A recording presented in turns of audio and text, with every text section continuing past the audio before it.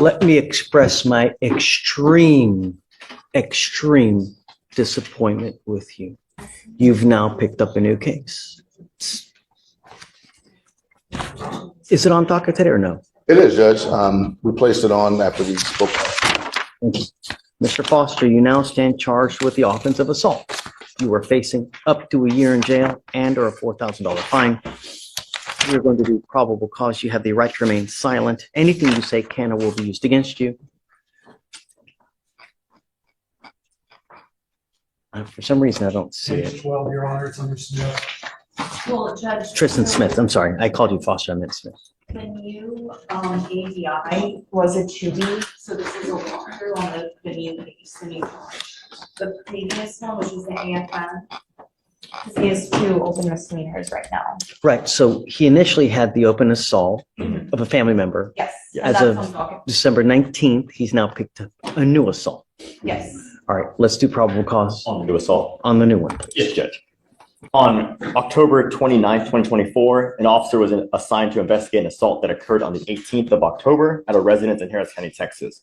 The officer reviewed video footage of the assault that showed the first complainant and the defendant engage each other in a physical fight until another female assisted the defendant by punching the complainant and grabbing the complainant by her hair. The female swung the first complainant to the ground by her hair, causing pieces of her hair to be ripped off while the defendant punched the first complainant multiple times in the face. As the first complainant was on the ground, the defendant stomped once on the back of the first complainant's head, and the officer observed the first complainant with injuries based on photos. The first complainant told officers that on the day of the offense, the defendant told her that he was going to assault her once she exited her vehicle, and a friend of hers that was inside the vehicle recorded the fight. The defendant and the first complainant used to be friends, and the defendant used to live with the first complainant at her residence until the defendant was kicked out. Judge, if I can, just utilizing the state's information that they provided, and I didn't hear the prosecutor read this part, but at some point the officer interviewed the complaining witness in the new assault. Based on what she told him is that she had heard that Mr. Smith was going to attack her. And if you just read in the DIMS, she exited her vehicle to engage in a physical fight with Mr. Smith to defend herself from him. When I talked to Tristan about this last week, he told me all about it. He said, I remember this because it is a 2B. He hadn't heard nothing, any follow-up on it. This woman, this young lady got out of her car and attacked him as he was walking down the street. It says it right here. MB exited her vehicle to engage in a physical fight with Mr. Smith to defend herself from him. She's in a car where she could have easily seen him and kept driving. No, she got out of her car and attacked him exactly like he said. And while he was defending himself against her, another individual, another female came to assist him in this fight because he was attacked and blindsided. This is exactly what the complaining witness in this case told the police happened, except she said that, well, I heard that he was going to attack me, so I jumped out my car and attacked him first. That's not an assault. I don't know. All I know is that the facts are pretty egregious. And I mean, he could have taken off, didn't have to sit there and didn't have to engage. He could have, you're on bond for a criminal case. So stop. I'm not asking you to say anything.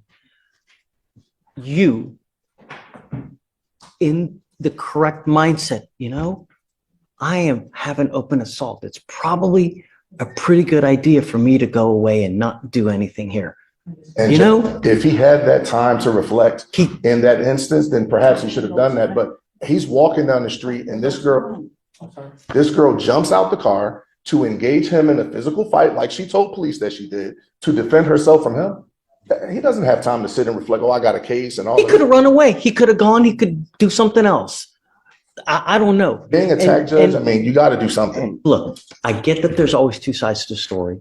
But I mean, I'm going to find there's probable cause now. I understand. If you develop something later, if you see something on video, if you show something that she's the initial aggressor, come back and we can talk. She said it. She told the officer. I don't know that for sure. I mean, it just, Let's say in self-defense. Yeah, we have in self-defense, and then we have furthermore that once the female was assisting the defendant, that the defendant continued to assault the complainant, even stopping the complainant on the head. Well, you got to stop her if she's attacking him. Well, Judge, she was down on the ground. The complainant was down on the ground and the defendant stomped on her face. I'm finding that there's probable cause. You picked up a new case. And we'll deal with that, Judge. But the biggest issue, of course, is the fact that he did pick up a new case, albeit he didn't ask for it. I mean, he's walking down the street. And his situation being one that's extraordinary, one that I haven't seen much this year, dealing with indigent defendants, being of his age, which is a high school student, as we've talked about before, pending graduation with an acceptance to a great school. This is a very tenuous time for him. You've already ordered him to be drug tested before and all of that. So we're working through those things. The last thing that, and I know we have to consider the complainant witness in the community and all of that. I understand that. But I'm advocating for Mr. Smith. I get it. Mr. Smith has a final on Monday that he must take. If he does not take this final, and he's again in high school, then he may not graduate. If he doesn't graduate, then we can kiss Baylor goodbye. It's not likely to happen for him in light of all of the challenges that he's dealing with. He doesn't have his mother to help him. His grandmother, we know she's a complaining witness. He can't even go around the house. He doesn't have any help right now. He's living with a friend and walked here from Atascocita this morning, which took him 9 hours. I mean, this situation it's extremely difficult, Judge. So my ask is that we do something, and it could be amend bond conditions, but to keep him on bond so that he can take his test, do what he needs to do to finish school, and hopefully we can resolve these issues. I've looked at the evidence that the state has submitted for the new case.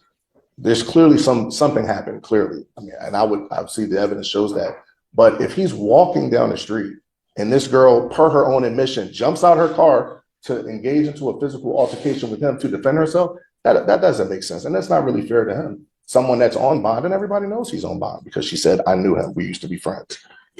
He could have walked or run away, gone to a store, called the police. There were a multitude of other options you could have done. You know what's at stake here, yet you pick up another case where you allegedly stomp on someone's head. And you want me to let you go? I understand that you have school. I don't know that you have a final on Monday. Am I supposed to take your word for it? No. All I know is that you are a danger to my community. You have one assault. You have had violations on bond while you're on that assault, and now you've picked up another assault. You are a danger to my community. And there's only one thing that I need to do, and that's to put you in jail because you refuse to comply with bond conditions. And I've given you over and over. I appreciate your tenacity, and I love that you're defending zealously, but I can't let him go. It would be enabling this behavior and telling him it's okay for you to do what you're doing. And it's not. It's not okay to sit there and stomp on someone's head. And Judge, we anticipated that possibility. I'd ask in the alternative that you consider a very low bond, as my client has approximately $100 to his name, being a child, in my mind, a person that hasn't even graduated from high school. State of Texas, what do you think? Judge, we would be opposed to that. I mean, given the egregiousness of these facts, we believe the defendant is I won't do the normal. What I normally do is I set bonds at 5,001 when you pick up a new case. I'm willing to go down. I'm not going to give them $100 bond because that's what we do on new cases. I'd ask And I for, think that's a little. so we're going to revoke the previous bond, that was a personal I will bond. only touch the old case. And so we'd ask that, well, I didn't anticipate that you would set a personal bond on the new case. So I guess my request would be two $500 bonds. Oh. I mean, we're talking about a misdemeanor assault between children, not a. Well, I don't know that. I mean, you're Well, putting the in state- stuff that I have no The idea state about. alleged a misdemeanor assault. They didn't allege an aggravated assault, which they could have, and they did not. They alleged a misdemeanor Doesn't make me assault. feel better. Well, I mean, when the state says, alleges that there's all this injury, we can see what the injuries were. You see the complainant witness in the picture, she's smiling. Did you go to and she's the talking hospital? the police. No, she didn't go to the hospital, Judge. I don't know. I've read everything. She hasn't gone to the hospital. She has a swollen eye is what she has. Judge, I don't believe, I mean, her hair was also ripped out, Judge, based on what we see in the four corners of the dims. We haven't done. I don't know. I mean, there's a lot of people who wear different types of hair. Sure. So But just going off the dims, we have her hair being ripped out and being stopped. So And to your question, not hospitalized, Judge. So here's what I'll do. Judge, just if I may add, even in the first AFM, Judge, the complainant has gone back to the home at least once, to my knowledge, based on my communications with the complainants on that case. The defendant has gone back to the grandmother's homes, contrary to the bond conditions and the no contact orders. In that case, he's repeatedly, time and time again, violated his bond conditions, and now so we would be opposed to anything less than $1,000. Yeah, I know. I would. So what I was going to, his bond on the first assault it's $1,500. I'll do 2501 on that. Okay, I'll only raise it at $1,000.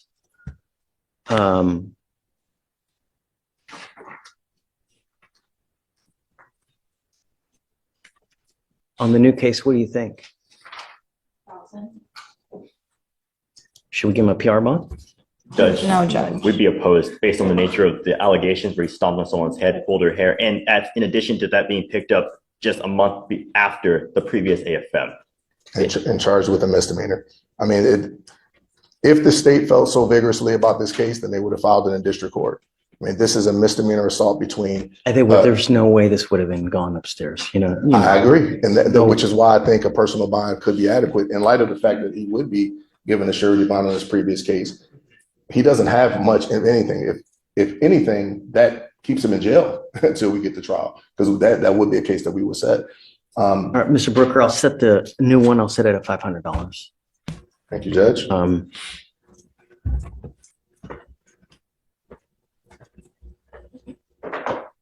I hope you get it. You're going in today, but I hope you get it. I mean, we're not going to stand for this. You got to pay the piper. And I don't know if it's dealing with the school now will get you to wake up and realize that you can't do what you're doing, but that's it. I've literally bent over backwards not to put you in jail, Mr. Smith. Literally bent over backwards. How many chances have we, Goes with you. Okay, Mr. Smith, good luck. You picked up a new case, Ms. Simmons. Irvin. We're going to do probable cause. You have the right to remain silent. Anything you say can or will be used against you. You now stand charged with the offense of criminal trespass. You're facing up to 6 months in jail and or a $2,000 fine. Yes, Judge.